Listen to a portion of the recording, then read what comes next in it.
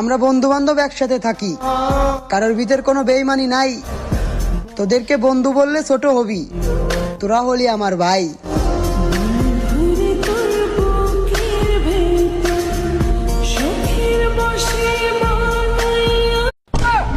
কয় কি হালায়, আমার এই কাম কাজও জানলো কেমনে? কিছুদিন আগের কথা। অনেক জোরে হাগা পাইছিল, তাই এই কচু বনে হাইগা দিলাম।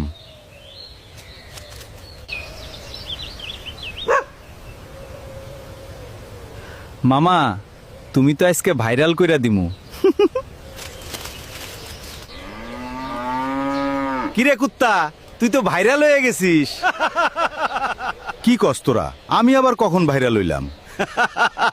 কেন মনে নাই? তুই কিছুদিন আগে কচু বনে হাইগা দিছিলি।